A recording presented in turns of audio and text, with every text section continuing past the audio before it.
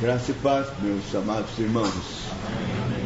Parte de Deus Pai e do seu bendito Filho, nosso Salvador, o Senhor Jesus Cristo.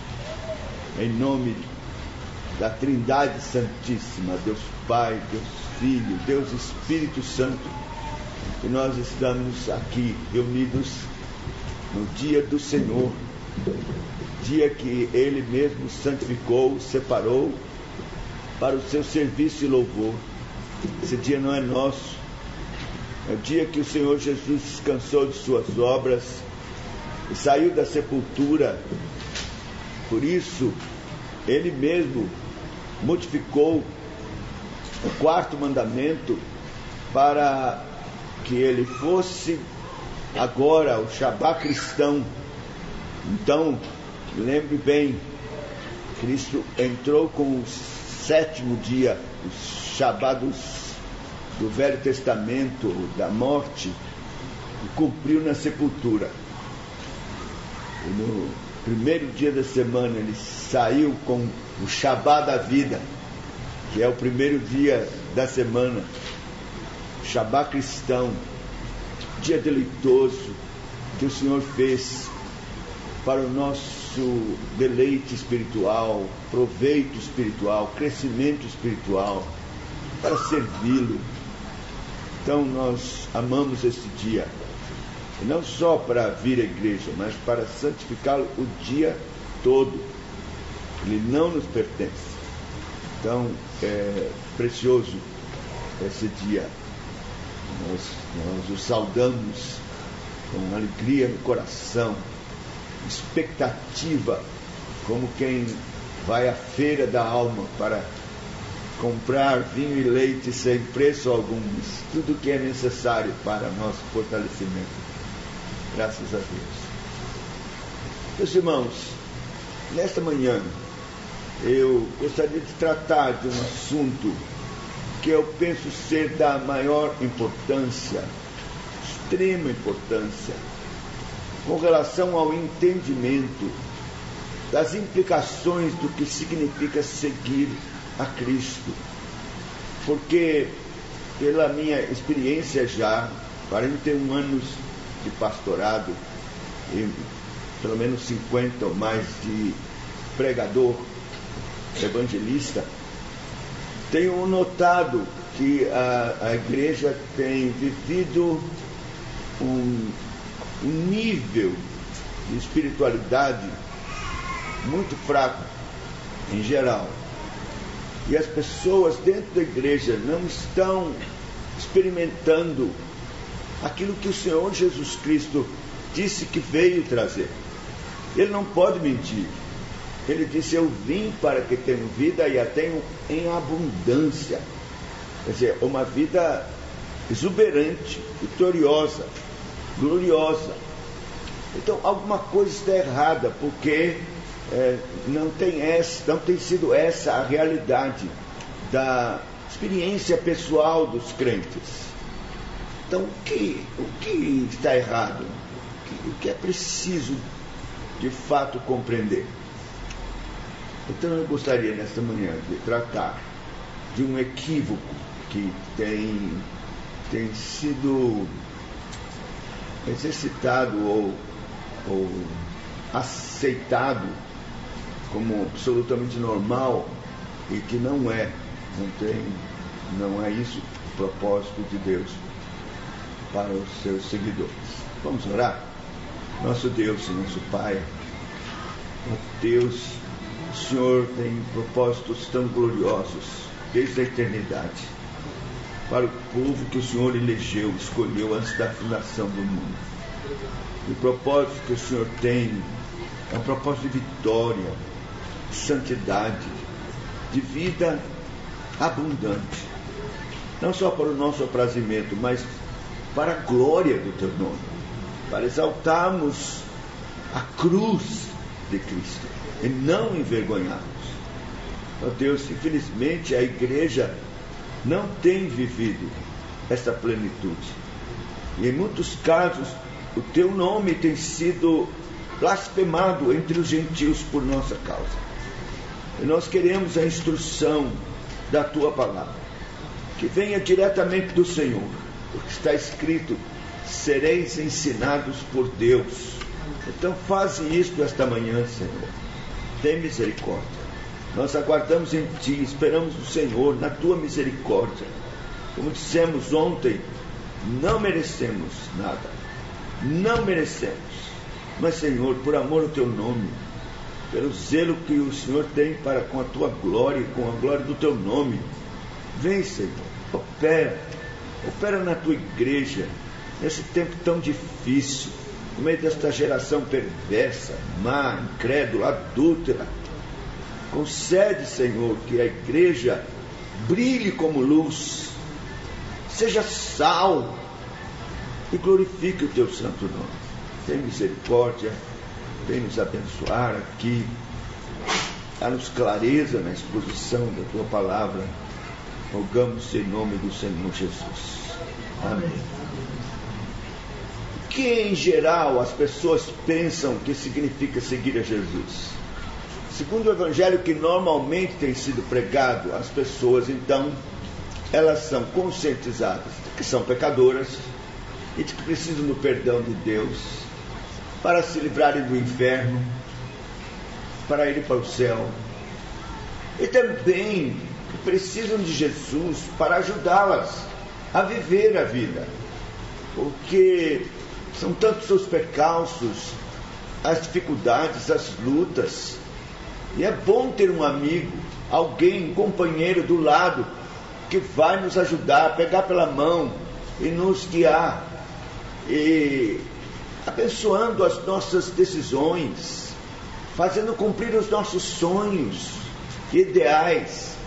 Então, a igreja tem aceitado o convite de seguir a Jesus nessa perspectiva. Mas isso está errado. Não é isso que a palavra de Deus ensina. Pessoas querem Jesus para serem seus sócios. Era uma sociedade com Jesus para viver a vida e cumprir os sonhos e serem felizes. Está errado. Jesus não quer ser sócio de ninguém. Jesus quer matar você. Não existe isso. A proposta do Evangelho é totalmente diferente disso. Talvez seja essa a razão por que as pessoas não estão experimentando a vida que o Senhor Jesus disse que veio trazer. Então vamos compreender e entender, né? Então o que é? Quer matar? Como é? Vou dizer uma coisa para você. Em geral, que é absolutamente lógico, é isso aí que eu acabei de falar. Todas as religiões fazem convite para que você possa aderir à filosofia, ao estilo de vida que eles estão propondo, ou qualquer Deus que seja anunciado por essas religiões. O máximo que pedem é que você possa aderir e viver segundo eles propõem. E aí diz, você vai ser feliz, você vai encontrar paz. Mas Jesus é o único que faz a mais absurda das exigências. Extrema exigência. Eu quero que você abra comigo aí em Lucas capítulo 9 e perceba o que é que o Senhor Jesus exige. Capítulo 9, a partir do verso de número 23, nós lemos assim. Lucas 9, 23. Dizia a todos: se alguém quer vir após mim, a si mesmo se negue, dia a dia, tome a sua cruz e siga-me. Pois quem quiser salvar sua vida, perdê-la. Mas quem perder a vida por minha causa, esse a salvará. Que aproveita o homem ganhar o mundo inteiro, se vier a perder-se ou causar dano a si mesmo? Até aqui. Veja, se alguém quer vir após mim, negue-se a si mesmo. Desista de você mesmo, da sua vida. Abra mão da sua vida, seus sonhos, seus ideais, seus propósitos, seus gostos, seus direitos. Negue-se a si mesmo. Tome cada dia a cruz e siga. Geralmente você ouve mensagens, pregadores falando de tomar a cruz, e a ênfase é do sofrimento. Mas Jesus, aqui, no contexto, não está falando de sofrimento, ele está falando de morte, porque ele diz: quem quiser salvar a sua vida, perdê-la-á. Quem perder a vida vai morrer. Então, não é tomar a cruz carregando com sofrimento. O assunto aqui é tomar a cruz para ser crucificado e morrer, perder a vida. Veja que a exigência é extrema. Nenhuma religião, em nenhum lugar faz esse tipo de exigência. Então as pessoas fazem vista grossa disso, deixa para lá, e querem seguir a Jesus vivas, vivinhas da Silva. Está assim de gente na igreja que não morreu coisa nenhuma. São elas mesmas vivendo suas vidas e querendo Jesus como sócio para abençoá-las nas suas decisões, a alcançar seus sonhos, a viver sua vida. Não existe isso. Esse não é o Evangelho. O Evangelho é duríssimo. Você precisa perder sua vida. E eu sei que Satanás é terrível. Então, quando a pessoa mostra interesse e vem para a igreja, ele corre e diz: olha, você não precisa ir para a cruz, não. Morrer dói. Eu posso fazer de você um crente sem cruz, sem morrer. Você entra no meu camarim, eu lhe dou uma guaribada, você sai de lá crentão e não vai ver nada. Eu ensino direitinho como você deve fazer, o que você deve falar. Ou então você aprende por arremedo, olhando as pessoas, e vai viver sua vida. Então as pessoas entram no camarim do diabo. Elas não passaram pela cruz. A vida cristã que elas adquiriram foi forjada no camarim do diabo e não na cruz. E essas pessoas então vivem a vida cristã porque aprenderam de arremedo como faz, o que diz, saudações, graça e paz, paz do Senhor, tal, todas aquelas coisas, como se vestir, como fazer, como ser um crente, mas nunca morreram, e por isso nunca nasceram de novo, porque o novo nascimento, ou a vida nova, é a vida que nasce da morte. Se não houver morte, não haverá novo nascimento. E a grande maioria está assim. Veio, gostou, foi conquistado, coisa tão bonita, e com a esperança de ter uma vida aqui melhor e depois do céu. Mas aí vem o diabo, dá uma rasteira, e a pessoa cai. Ué, por quê? O que foi? Aí o diabo diz: não, é assim mesmo. Isso é humano. Então você sobe, desce, cai, levanta, você vai assim, tropeçando. Talvez você seja um crente carnal. São raros aqueles que são espirituais. A maioria é assim mesmo. Então, é assim. Não é assim. Se nós abrirmos lá em João, capítulo 12, o Senhor Jesus mostra claramente que não há como fugir da cruz. João 12, a partir do verso 20, diz assim: Ora, entre os que subiram para adorar na festa, havia alguns gregos. Estes, pois, se dirigiram a Filipe, que era de Betsaida da Galileia, e lhe rogaram: Senhor, queremos ver Jesus. Filipe foi dizê-lo a André, e André e Filipe o comunicaram a Jesus. Respondeu-lhe Jesus: é chegada a hora de ser glorificado o Filho do Homem. Em verdade, vos digo, se o grão de trigo caindo em terra não morrer, fica-lhe só, mas se morrer, produz muito fruto. Quem ama a sua vida, perde-a, mas aquele que odeia a sua vida neste mundo, preservá-la-á para a vida eterna. Veja, que estranho, não é? Era já a Páscoa chegando, e Jerusalém estava cheia. Muitos de várias partes vieram para adorar, e entre estes um grupo de gregos prosélitos vieram para adorar. Quando chegaram lá, quiseram falar com Jesus, e então chamaram ali a Filipe, depois André. Disseram: queremos ver o Senhor, queremos falar com Ele. Então Filipe e André foram ao Senhor Jesus. Certamente o interromperam. Ele estava: Senhor, desculpa, olha, tem um grupo de gregos que está insistindo, quer falar com o Senhor. Então a resposta de Jesus para eles foi estranhíssima. Se o grão de trigo caindo em terra não morrer, fica ele só, mas se morrer, produz muitos frutos. Quem ama a sua vida, perdê-la. Aí, eu acho que André olhou para Filipe, Filipe para André, sem entender muito.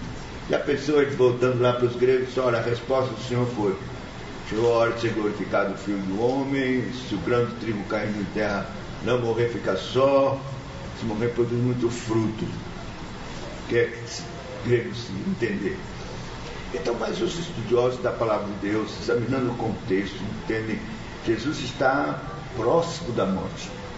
Quando esses gregos chegaram, eles ouviram um burburinho, a conversa do povo, dizendo: olha, tem um rabino maravilhoso aí, poderosíssimo em obras, em palavras, ele opera maravilhas, ele não é como os escribas e fariseus, ele fala com autoridade e cura enfermos, cegos, aleijados, e aí ainda ressuscitou um tal de Lázaro que está por aí, vivo, 4 dias morto.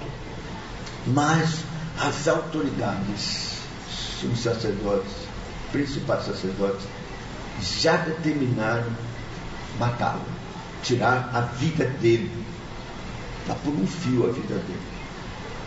E então os gregos ouviram isso e pensaram: ora, vamos fazer uma proposta a ele. Nós o levamos para a Grécia, ele vai ser nosso rabino, nós vamos dar tudo o que ele precisa, vamos sustentá-lo e livrá-lo da morte. Então era esse o assunto que eles queriam com Jesus, mas Jesus já sabia. Ele disse: chegou a hora do Filho do Homem ser glorificado. Em verdade vos digo, se o grão de trigo caindo em terra não morrer, fica ele só, mas se morrer, produz muito fruto. Quer dizer, ele iria morrer, substituindo os eleitos de Deus. Todos os eleitos iriam morrer com ele, para na sua ressurreição ressuscitar com ele. E então o povo eleito pelo Pai iria experimentar pelo poder da morte a vida dele em seus corpos mortais. E veja que se você for lá para 1 Coríntios, no capítulo 15, o apóstolo Paulo, falando da ressurreição, ele usa esta figura importante. Ele diz assim,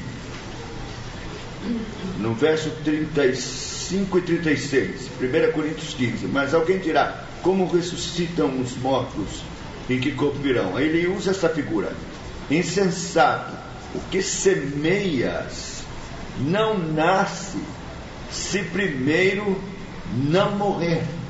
Eu quero destacar esse versículo. Insensato, o que semeias não nasce se primeiro não morrer. Bom, ele está falando aqui do corpo. Aliás, só um parênteses assim. Tem um bocado de crente querendo ser cremado. Isso não é bíblico, está fora. Seu corpo tem que ser semeado na terra. Isso que é bíblico. Mas não é esse o assunto. Eu estou falando que Jesus está dizendo que é preciso que a semente morra primeiro, e então ela nasce. O que a palavra de Deus nos ensina? Ensina que todos nós estamos lá na cruz e morremos com Ele. Este é um princípio que você precisa ter claro na sua mente. Cristo não morreu sozinho. Ele morreu substituindo os eleitos do Pai. Deixa eu tentar mostrar isso de modo bem claro, se o Senhor me ajudar. É preciso compreender isso. Em Romanos, no capítulo 6, o apóstolo Paulo fala do segredo de não viver de forma alguma em pecado. Romanos 6. Que diremos, pois? Permaneceremos no pecado para que seja a graça mais abundante? De modo nenhum.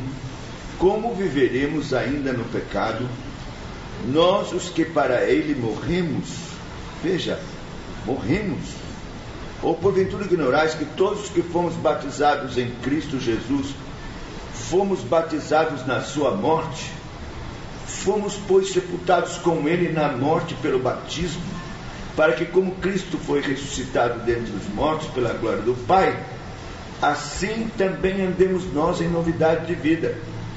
Porque se formos unidos com Ele na semelhança da sua morte, certamente o seremos também na semelhança da sua ressurreição, sabendo isto, que foi crucificado com Ele o nosso velho homem, para que o corpo do pecado seja destruído e não servamos o pecado como escravo. Então, morrimos lá com Cristo. Isso é algo efetivado, acontecido, histórico.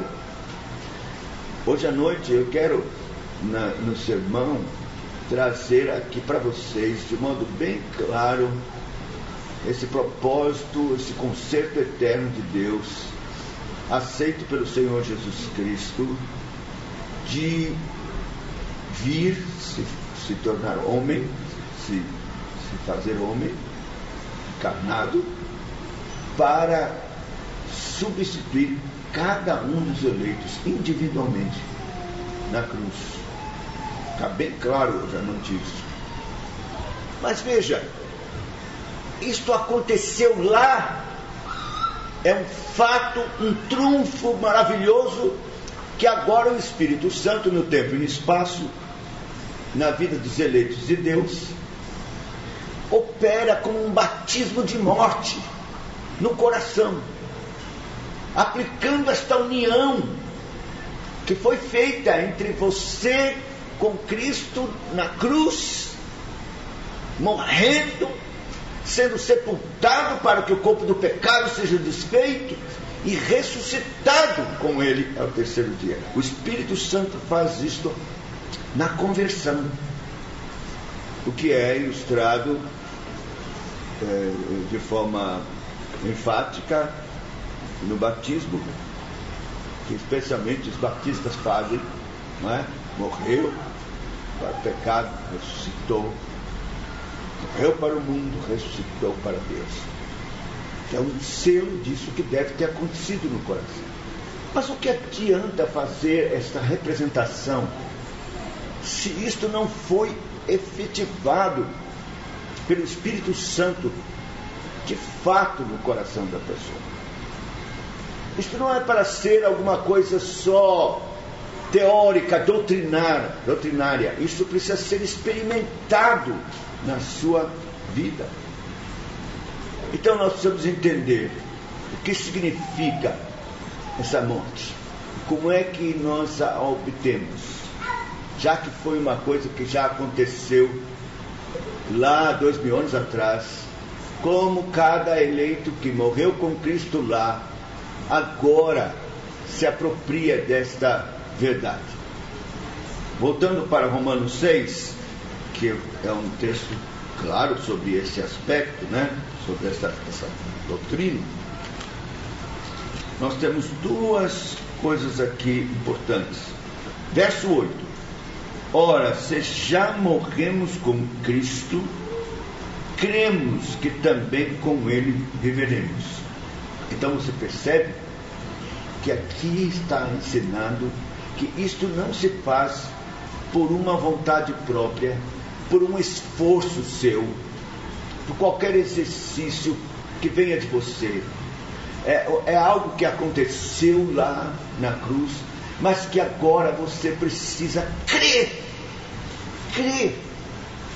e se apropriar desta verdade. Morri com Cristo, ressuscitei com Ele. Ora, se já morremos com Cristo, cremos que também com Ele viveremos. No verso 11 também ajuda a compreender bem esta apropriação pela fé. Verso 11 diz: assim também vós considerai-vos mortos para o pecado, mas vivos para Deus em Cristo Jesus. É aqui que pesa mais. Considerai-vos mortos. Meus irmãos, seguir a Cristo é fazer uma entrega total, absoluta, total, integral da nossa vida a Ele. É dar a Deus, ao mundo, completamente, a seus planos, seus ideais, seus direitos, e compreender que agora você vai viver exclusivamente para Cristo. E perceba que, de fato, não é com Cristo, mas em Cristo, ou Cristo em você. Vamos para 2 Coríntios, que penso há uma explicação bem mais clara aqui. 2 Coríntios, capítulo 4, sobre o que significa esta morte. Veja o verso 10, 2 Coríntios, capítulo 4, verso 10. Levando sempre no corpo o morrer de Jesus, para que também a sua vida se manifeste em nosso corpo. Olha, levando sempre no corpo o morrer de Jesus. Quando Jesus diz tomar a cruz todos os dias, então quer dizer que é para morrer todos os dias. Levando sempre no corpo, sempre no corpo, morrer de Jesus, para que também a sua vida se manifeste em nosso corpo. Veja, não é a vida de Jesus ao nosso lado, ou Cristo ao nosso lado, é a vida dele se manifestando na nossa carne mortal. É algo tão extraordinário que você vai viver como Cristo. O apóstolo Paulo diz: já não sou eu quem vive, mas Cristo vive em mim. Quer dizer, a vida de Cristo se manifestando na sua carne. Então, este é o propósito do Pai na predestinação. É que todos morrêssemos no seu Filho e ressuscitássemos nele para sermos como Ele. Depois nós vamos voltar aqui, porque, só para eu não esquecer, Romanos capítulo 8, bota o dedo aqui, que nós vamos voltar. Romanos 8, no versículo 29, diz assim: porquanto aos que antemão conheceu, também os predestinou para serem conformes à imagem do seu Filho, a fim de que ele seja o primogênito entre muitos irmãos. Tem aqueles que tem problema com a predestinação e dizem: então quer dizer que Deus me predestinou, eu posso viver a vida como eu quiser, nada andar. Ele me predestinou, você sabe, ignorância, porque Ele nos predestinou primeiro, para sermos santos e irrepreensíveis, mas aqui está dizendo, ele nos predestinou para sermos conformes à imagem do seu Filho, para vivermos como Cristo. Quem está nele deve andar como ele andou, diz a palavra de Deus.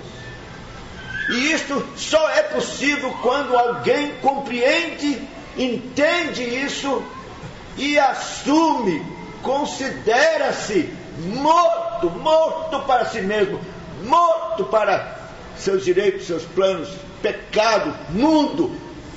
E agora entendeu que vive para Cristo. E veja, eu me lembro de um pregador na minha juventude, explicando esse texto aqui de 2 Coríntios 4:10, levando sempre no corpo o morrer de Jesus, para que também sua vida se manifeste em nosso corpo. Como?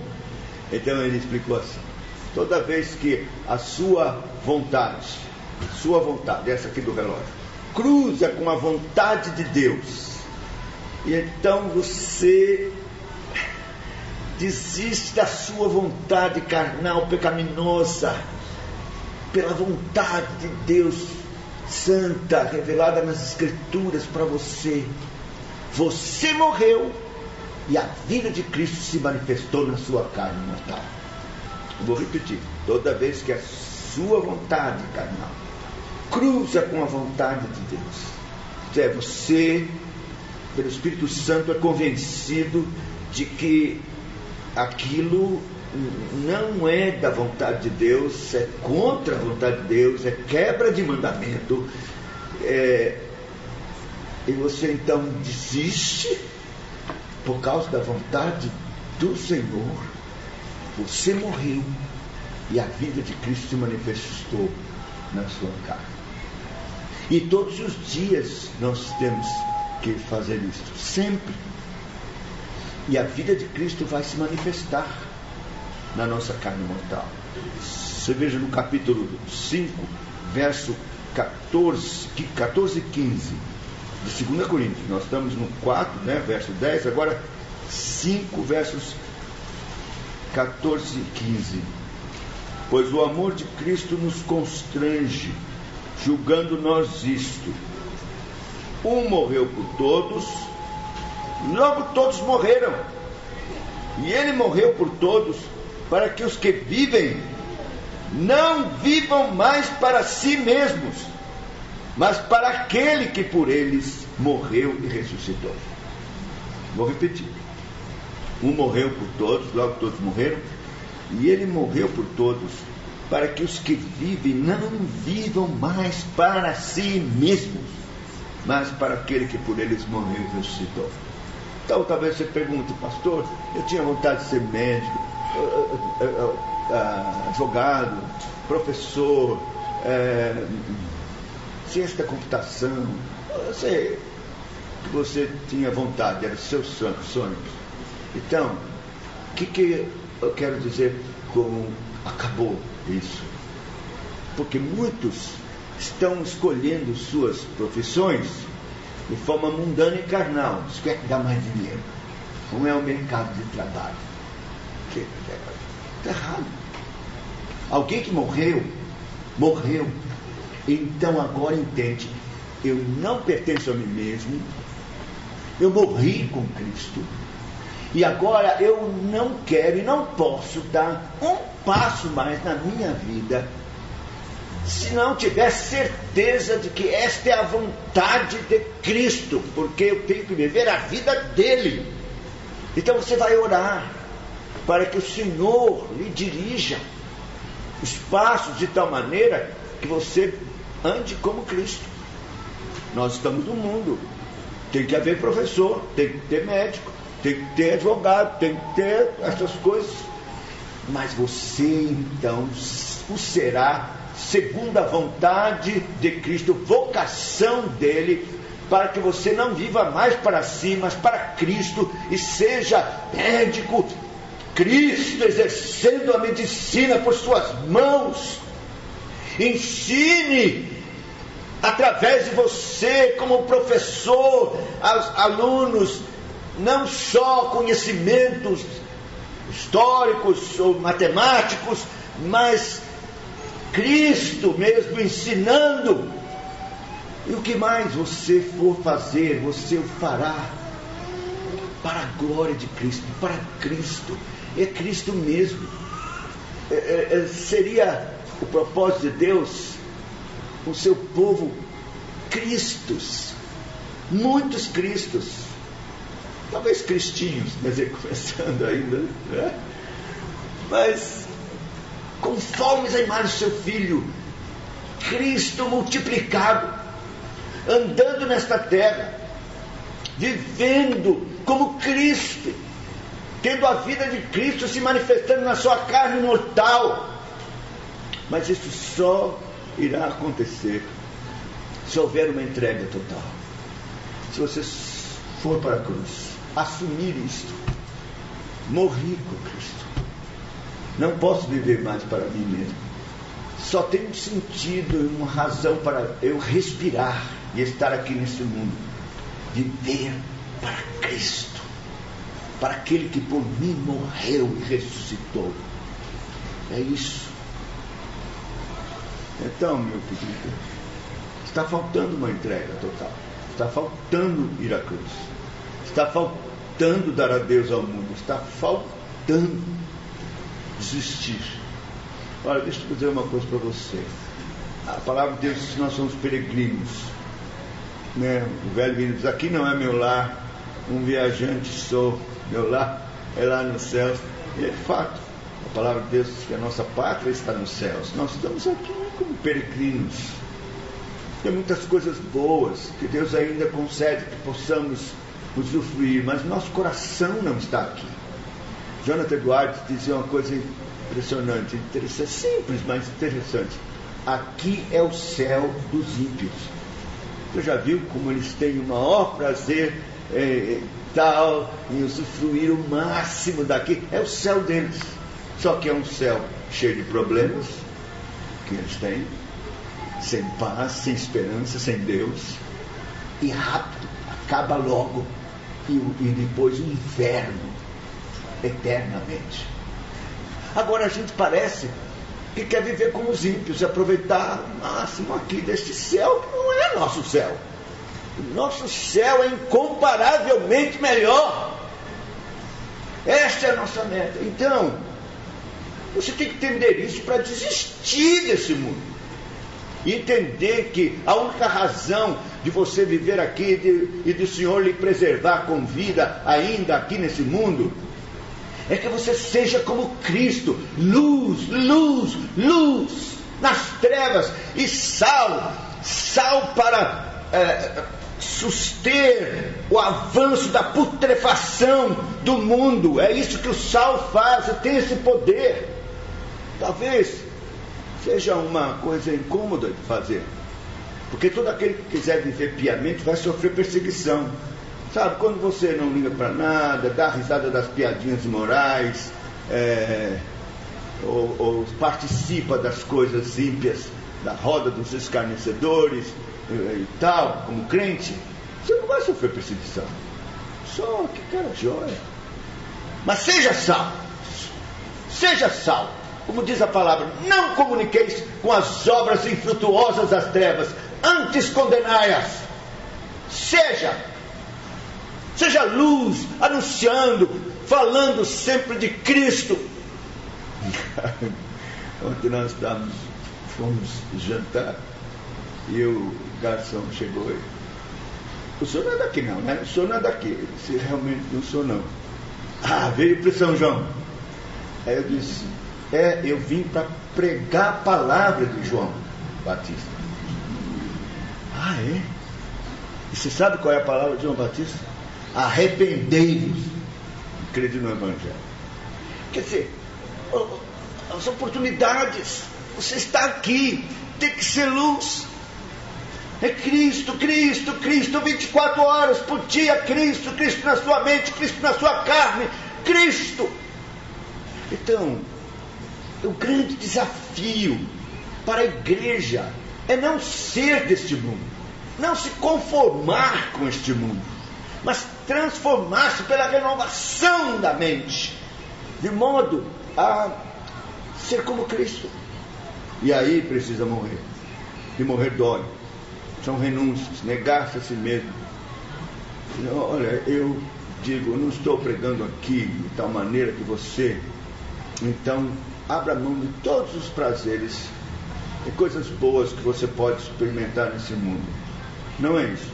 Os puritanos nos ensinaram uma coisa muito importante que temos de vida cristã. Não existe separação, divisão entre profano e sagrado. E nós fazemos isso, né? Isso é profano, isso é sagrado. Culto aqui é sagrado, mas lá vocês são profanas. Não. Os puritanos nos ensinaram o que a Bíblia nos ensina. Tudo é sagrado. Para o puro, tudo é puro. Ou pecado.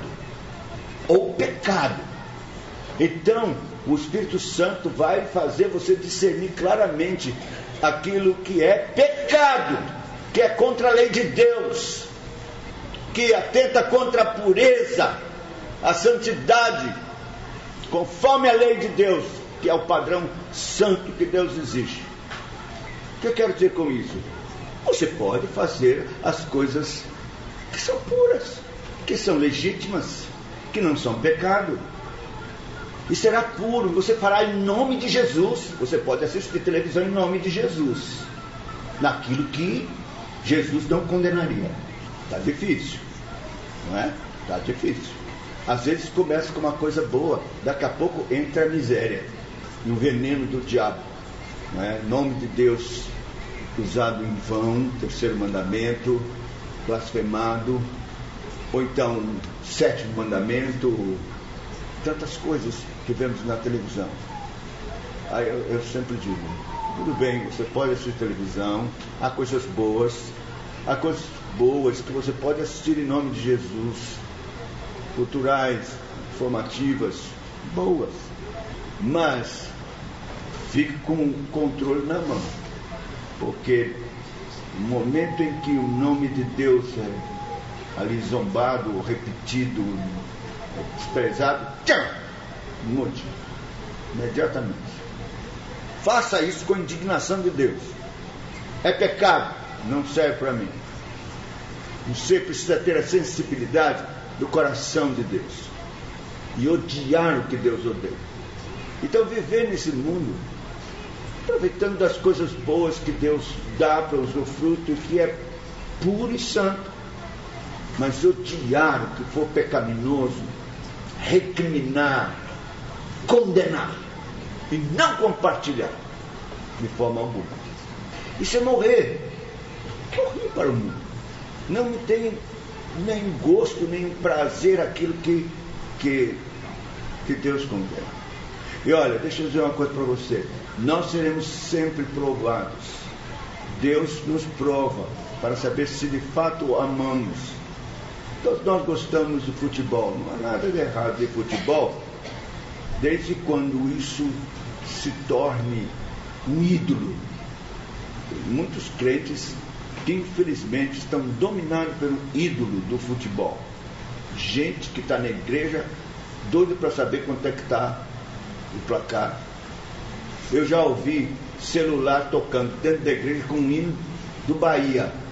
Me dá uma raiva, uma ira santa, sabe? E agora vem a Copa do Mundo. E eu já soube que a final vai ser no domingo, dia do Senhor. Isso é uma prova. A gente não tem. É um esporte.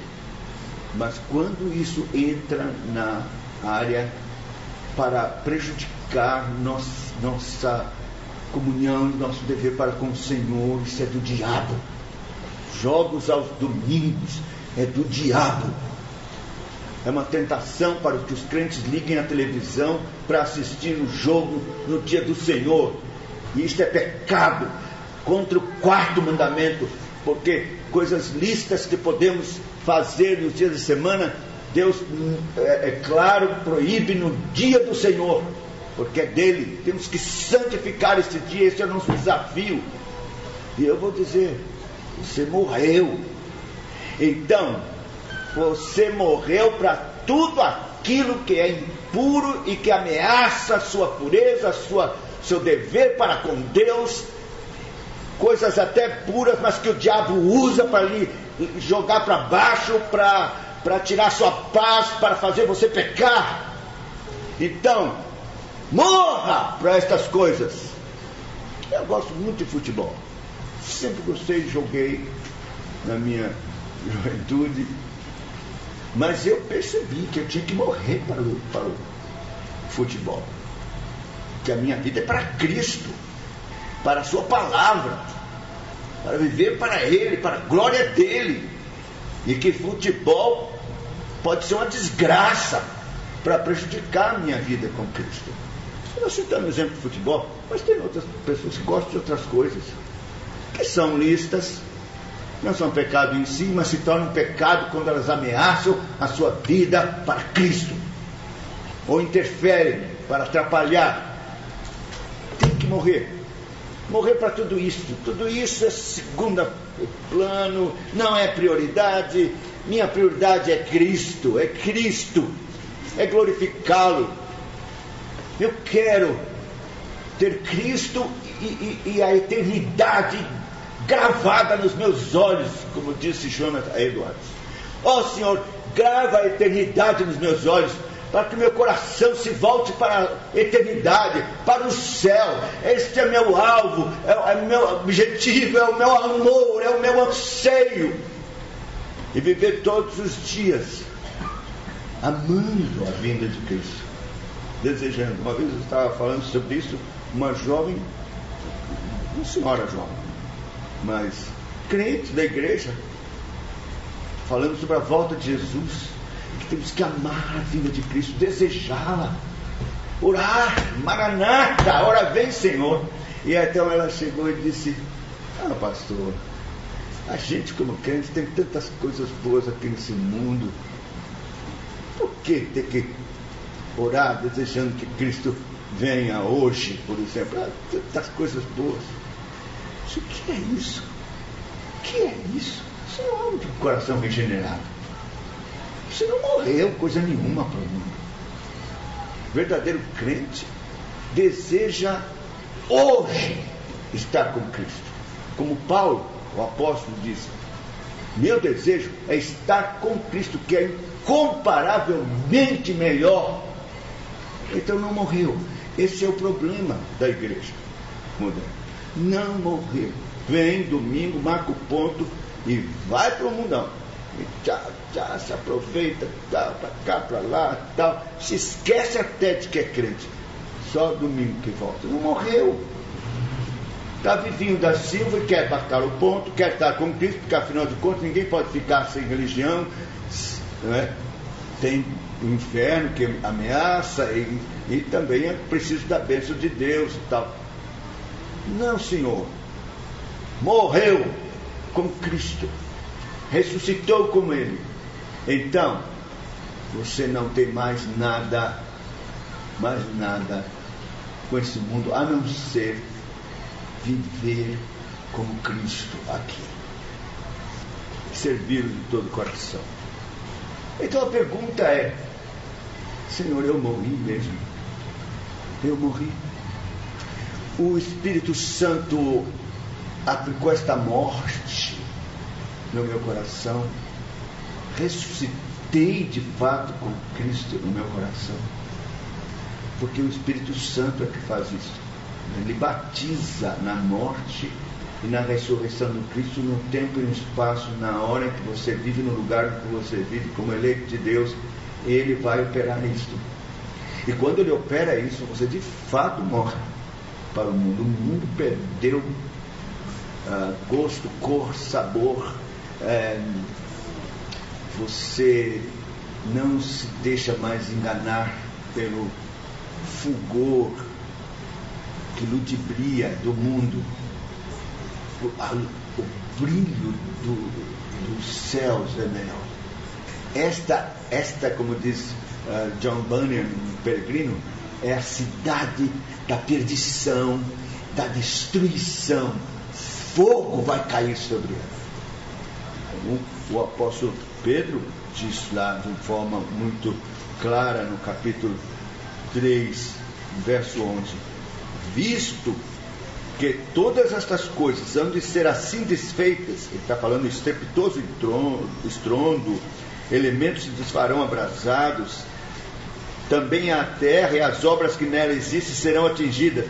Visto que todas estas coisas hão de ser desfeitas, deveis ser tais como os que vivem em santo procedimento e piedade, esperando e apressando a vinda do dia de Deus, por causa do qual os céus incendiados serão desfeitos e os elementos abrasados se derreterão.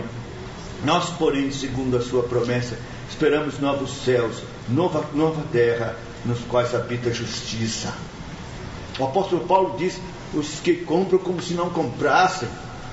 Quer dizer, é a nossa vida cristã, agora que morremos para esse mundo, para o pecado, para nós mesmos, e ressuscitamos, vivemos para Deus, só tem um significado: Cristo. Nossa vida, Cristo. Fazer tudo para a sua honra, para a sua glória, para o louvor do seu nome, para brilhar, para salgar, dar testemunho, fazer a vontade de Cristo. Essa é a sua vocação. E eu quero terminar com uma coisa interessante que eu sempre achei. Quando Cristo morreu lá na cruz, que nós morremos com Ele morreu, aí eu pergunto: o que você acha? Porque geralmente quando aqueles malfeitores eram executados naquele monte chamado da Caveira, e tinha razão de chamar da Caveira, não só porque parecia uma caveira, mas esqueletos eram lá encontrados, porque eles jogavam esses malfeitores executados em vala comum lá, nem sempre profundas, rasas, parecia ossos, lugar cheiroso. Então era pegar Jesus e também malfeitor e jogar lá. Mas José de Arimateia, para cumprir a escritura de que na sua morte esteve com o rico, foi a Pilatos e pediu o corpo de Jesus. Pilatos se admirou de que ele já havia morrido e consentiu. Então José de Arimateia foi e tomou o corpo de Jesus. Agora, o que você acha? Que os servos de José de Arimateia pegaram o lençol com o corpo de Jesus e saíram e foram para a propriedade, não sei onde, de José de Arimateia, porque tinha um sepulcro novo lá para colocá-lo? Sim? Não. Surpreendentemente não. Uma coincidência assim estranhíssima, providência de Deus. Veja o que está escrito em João, no capítulo 19, o que realmente aconteceu. João 19, 40 até 42. Tomaram, pois, o corpo de Jesus e o envolveram em lençóis com os aromas, como é de uso entre os judeus na preparação para o sepulcro. No lugar onde Jesus fora crucificado, havia um jardim, e neste um sepulcro novo, no qual ninguém tinha sido ainda posto. Ali, pois, por causa da preparação dos judeus, e por estar perto do túmulo, depositaram o corpo de Jesus. No lugar, quer dizer, a propriedade de José de Arimateia, coincidentemente, era no mesmo monte da crucificação. E veja que um jardim, não pensem em rosas e flores, não.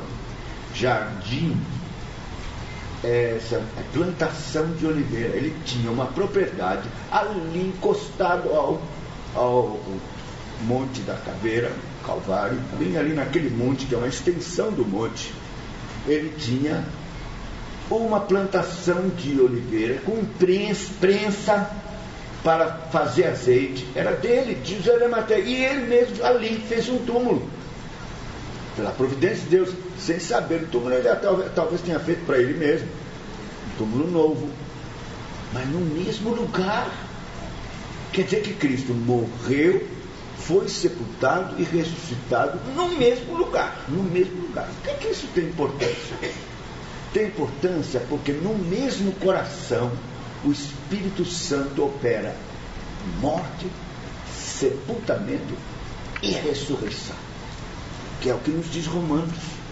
É esse batismo que o Espírito Santo faz. E quando ele faz, aí ele opera a nossa morte, que já foi efetivada lá no Calvário. Ele foi feita lá e ele efetiva aqui, agora. A morte com Cristo para o mundo, para o pecado. Sepultamento do corpo para que o corpo do pecado, o velho homem, seja desfeito. Muita gente pergunta assim: olha, mas a gente tem, o crente tem o velho homem aí, ainda vivo. Como é que ele foi desfeito? Bom, ele está apodrecendo, porque a putrefação do corpo não é na hora, não, né? Então ele está aí apodrecendo, mas está aí. Mas se ele foi sepultado, ele está subjugado, ele está na condição de morte. E no mesmo coração o Espírito efetiva a ressurreição de Cristo. De modo que você agora nasceu de novo, morreu para o mundo, morreu para si mesmo, o velho homem sepultado para ser desfeito, e você está agora como crente para viver a vida de Cristo. Mas você não pode fazer isso por você mesmo, nunca o será por você mesmo. Então o Espírito Santo não somente efetua esse batismo, nos identificando com a morte, com o sepultamento e ressurreição do Senhor, mas ele faz uma coisa a mais. Voltamos lá para Romanos, agora capítulo 8, foi lido aqui hoje, na leitura bíblica, pelo pastor, ministro da palavra. Aí diz assim, vou começar no verso 7. Por isso o pendor da carne é inimizade contra Deus, pois não está sujeito à lei de Deus, nem mesmo pode estar. Portanto, os que estão na carne não podem agradar a Deus. Vós, porém, não estáis na carne, mas no Espírito, se de fato o Espírito de Deus habita em vós. E se alguém não tem o Espírito de Cristo, esse tal não é dele. Se, porém, Cristo está em vós, o corpo, na verdade, está morto por causa do pecado, mas o Espírito é vida por causa da justiça. Se habita em vós o Espírito daquele que ressuscitou Jesus dentre os mortos, esse mesmo que ressuscitou a Cristo Jesus dentre os mortos, vivificará também o vosso corpo mortal, por meio do seu Espírito que em nós habita. Veja, você é levantado do túmulo, porque esteve no túmulo com Cristo, ressuscitou com Cristo. Agora o mesmo Espírito que ressuscitou a Cristo, com o mesmo poder, vai vivificar o seu corpo mortal, de modo que você agora, no poder do Espírito, é vivificado para viver a vida de Cristo, pelo poder do Espírito Santo, não na sua força. Porque eu sei, quando a gente lê, a quem está em Cristo deve também andar como ele andou. A Bíblia vai fazer as mesmas obras e outras maiores. Andar como Cristo. Isso é muito grande, é um desafio muito além do que a gente possa imaginar ou que tenha qualquer condição. Como ser como Cristo? É muito difícil. Mas pelo poder do Espírito Santo, pela vivificação dele no seu corpo mortal, você vai sim viver a vida de Cristo no poder do Espírito Santo.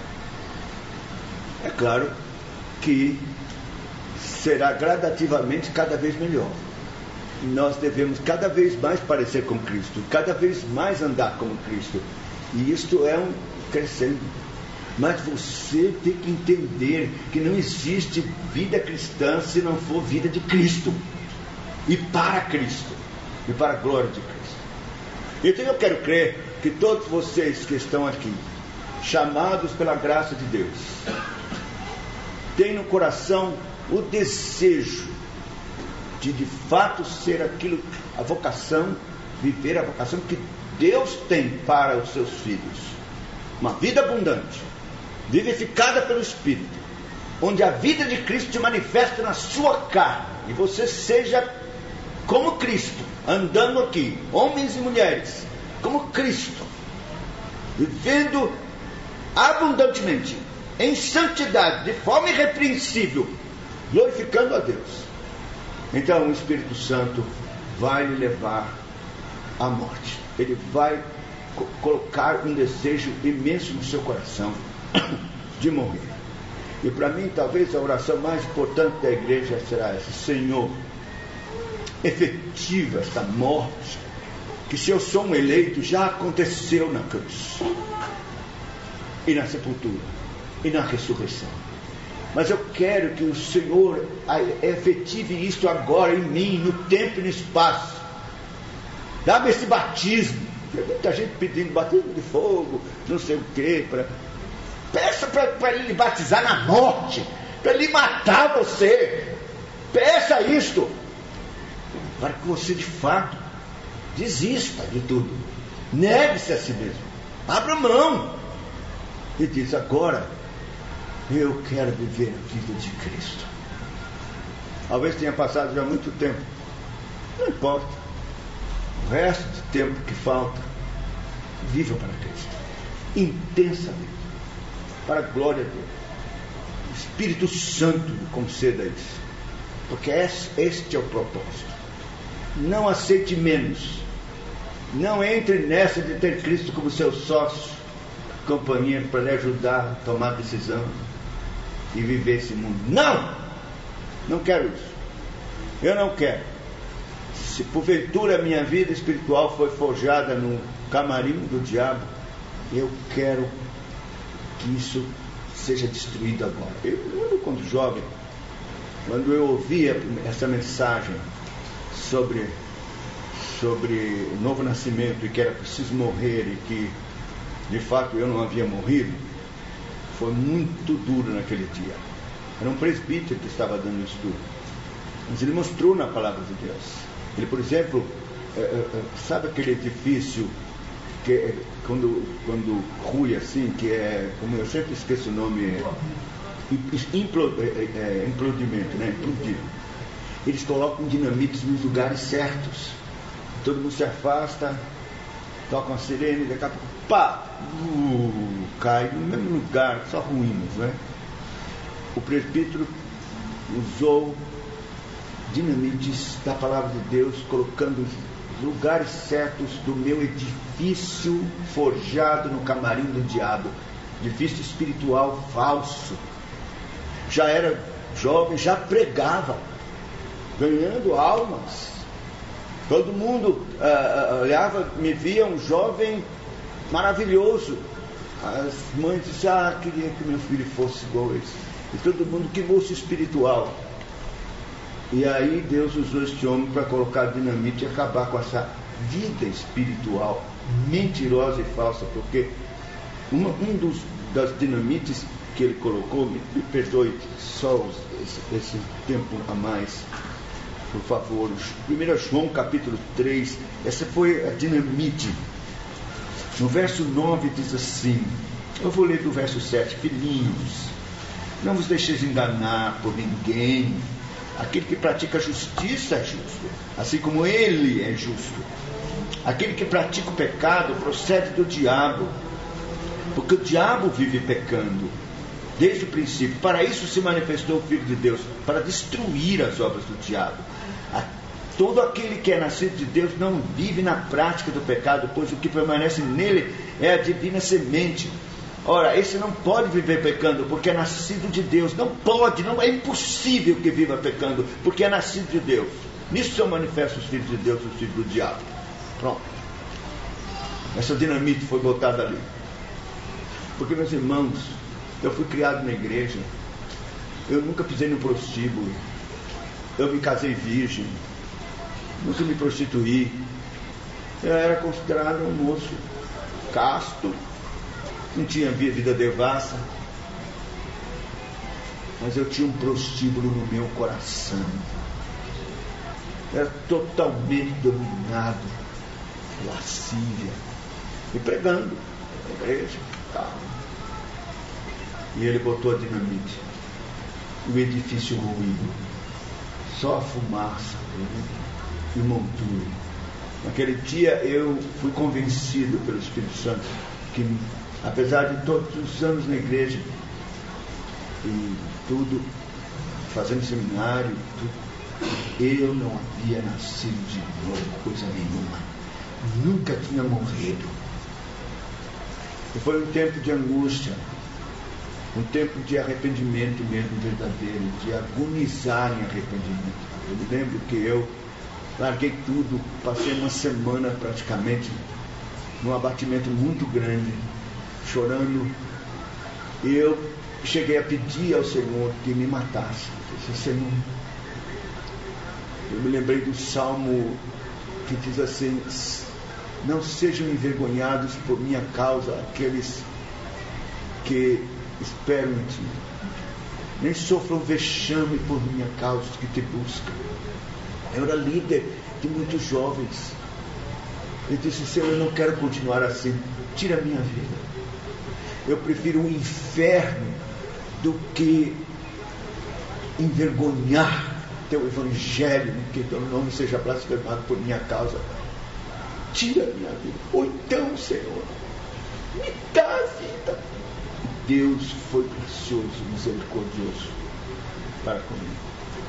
Eu estou citando esse meu testemunho pessoal, me perdoe, porque quem sabe você não esteja precisando de fato passar por isso.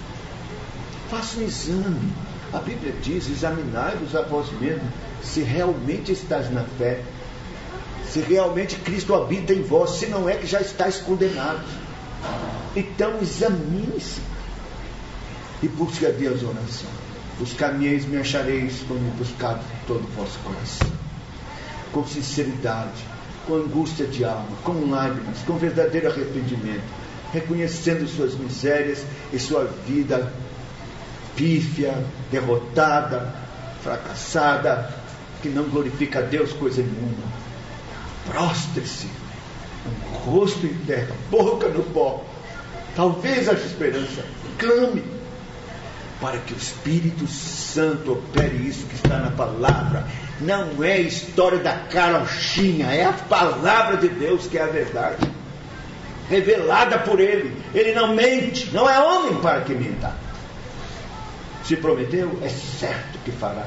Então, busque, clame, seja sincero, prostre diante de Deus. E não aceite menos do que morrer para esse mundo, para você mesmo, para o pecado, e viver para Deus, viver a vida de Cristo. Esse é o grande desafio de Deus para a sua igreja. O Senhor tenha misericórdia, nos ajude, nos abençoe. Amém.